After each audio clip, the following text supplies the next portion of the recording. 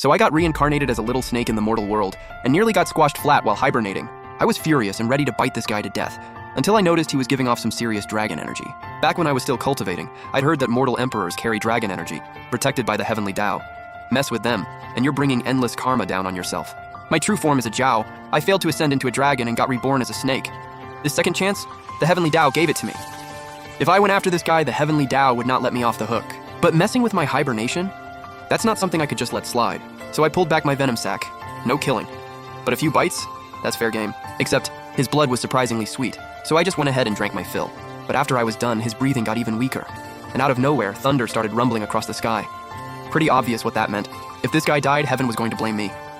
While I was panicking, I suddenly came up with a brilliant plan. I gathered every healing herb I could find and used my body to squeeze out the juice to treat his wounds. Some of those thorny plants even cut right through my scales. I was so ticked off that I started drinking a little of his blood every day just to keep my energy up. We went on like that for 3 days straight, but the guy kept getting worse. I could even sense a hint of death around him. Then a bolt of lightning came crashing down from above.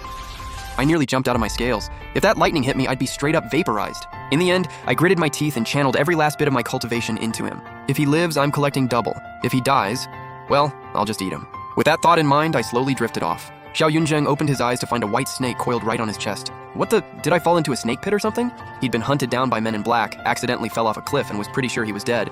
And yet here he was, waking up. He glanced at the white snake, which looked like it was fast asleep. Wait, did a snake just save my life? No way. If a snake could save me, that thing would have to be a demon beast. And right then, I groggily opened my eyes. The second Xiao Yunzheng and I locked eyes, his whole body went stiff. I'd just woken up and I was hungry, so I eyed his wrist like it was a snack. The snake's not gonna eat me, right? He tried to move but couldn't budge at all. Could only watch helplessly as I sank my fangs into his wrist. A moment later, a look of confusion crossed his face. Is this snake drinking my blood? He took a closer look and found identical bite marks on both wrists. So, no venom. This snake had just been feeding on him this whole time. What are you staring at?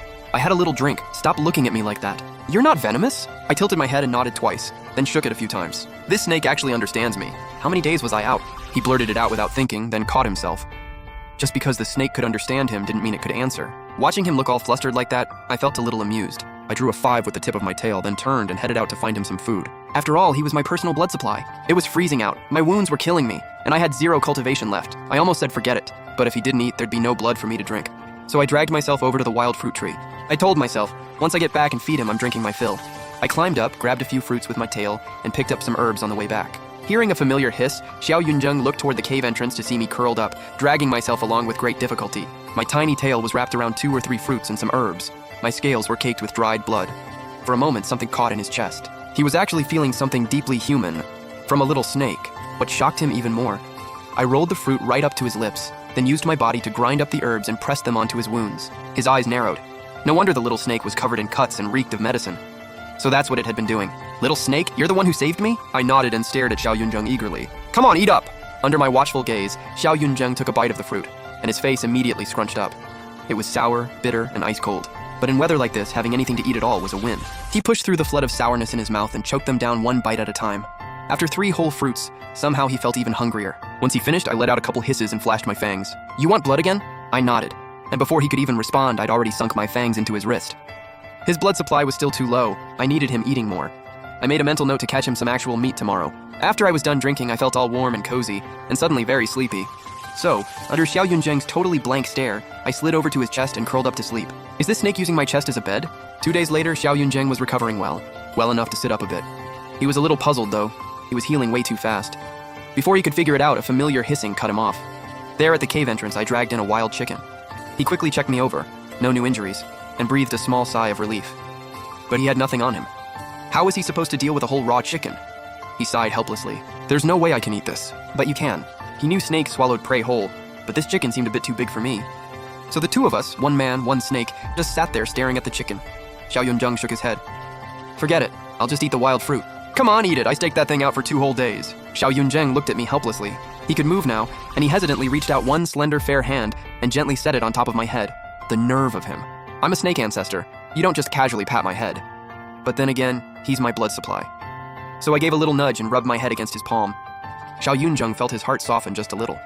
If only I had a knife. It's raw, can't eat it like this. I blinked my little eyes. I actually knew where to find a sword. But I wasn't sure he wouldn't just turn it on me. I'd seen plenty of humans do that.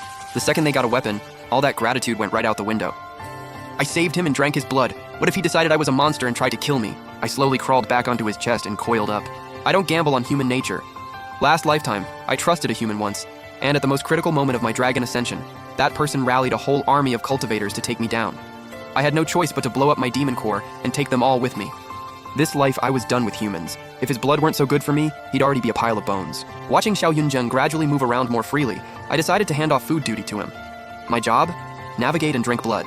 But that night, when Xiao Yunzheng came back, I could smell blood on him, his own, mixed with someone else's.